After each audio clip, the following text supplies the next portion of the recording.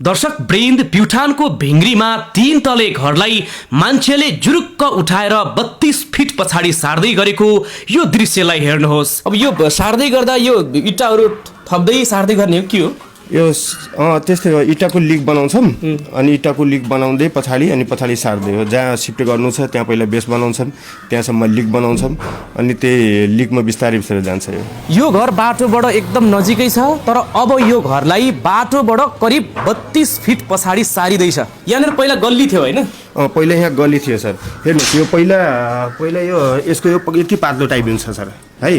पहिला टाइपिङ यसको यति पातलो थियो, अहिले हामी हेर्नुहोस् यो 14x18 को टाइपिङ दिइरहेछौँ। यो पहिलाभन्दा त धेरै बलियो भइगयो सर। अहिले यो घर यत्नै छ, अब यो घर बनिसके पछाडि यो नितान्त पछाडि पुग्नेछ। यहाँ पछाडि ठाउँहरू पनि टन्नै छ, यसको केही मात्रामा जगहरू पनि खनिएको छ। अब यहाँ त्यहाँ पारी तपाईँले त्यो बिमहरू देख्न सक्नुहुन्छ। यसलाई चाहिँ पछाडि मजाले हल्लाउँदै यता पछाडि सार्ने हो। यो घर सार्नको लागि कति दिन लाग्छ?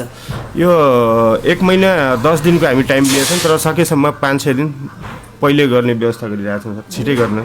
भने पछाडि 40 दिनभित्र सकिन्छ? 40 दिनभित्र सकिन्छ सर। भत्काउँदाखेरि 15 लाख समथिङ एस्टिमेट निस्किएको थियो। अब 15 लाखमा घर पछाडि सर्छ भने किन भत्काउँ त? हजुर 20-40 वर्ष चाहिँ हजुरको यो घरले धानिहाल्छ भन्ने सोच भएर यो घर सार्न लागेको। तपाईँले अहिलेसम्म यस्ता घरहरू कति सार्नु भयो? अब नेपालमा मैले 7वटा भयो अल नेपालमा, तर इन्डियामा केही नै त 3500 घरभन्दा बढी सारिसक्यो। 3500 भन्दा बढी घर तपाईँले सार्नुभयो? हजुर।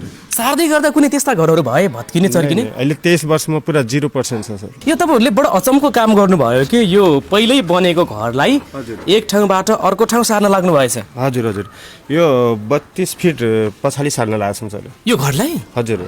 कतिको गाह्रो हुन्छ नि? गाह्रो त हुँदैन, हाम्रो यही काम हो सर। यही काम गर्दै आइरहेछ, हाम्रो लागि त सजिलो हो। अब यहाँ नौलो छ, त्यही भएर अब हेर्ने मान्छेले गाह्रो हुन्छ भनेर भनिरहेछन्, तर हाम्रो लागि त यही काम गर्दै आइरहेछ, बहुत सजिलो छ सर। यो घर बनिसके पछाडि तल आइदिनुहोस्। अब यो घर बनिसके पछाडि पहिलाको भन्दा पनि बलियो हुन्छ? बलियो हुन्छ सर। हेर्नुहोस्, पहिला अब हजुरको अगाडि नै छ, पहिले यो पातलो टाइबिम थियो, अहिले कति मोटो हामी टाइबिम पनि हालिदिएछौँ होइन। टाइबिम अहिले हाल्दै आइरहेछौँ। अब फेरि यता तपाईँको हात्ती पाइले पनि पहिलाभन्दा धेरै बलियो हात्ती पाइले बनाइदिन्छौँ, त्यसैमा लगेर सिफ्ट गर्ने हो। अनि यो छ नि, यो सार्ने बेला जो तपाईँहरूलाई बसेरै सिकाइदिनुहोस् तपाईँले कसरी यो सार्नुहुन्छ तपाईँहरूले यसलाई? अब सार्दाखेरि हाम्रो यो 7वटा यो पिलरको लाइन छ नि, 1 2 3 4 5 6 7। अब हामी 7वटा पुरा लिक बनाउँछौँ त्यहाँसम्म 28 इन्चीको त्यो इँटाको लिक हुन्छ। अनि त्यसमा तल 5 इन्ची च्यानल हुन्छ, फेरि ज्याक हुन्छ 4 इन्ची च्यानल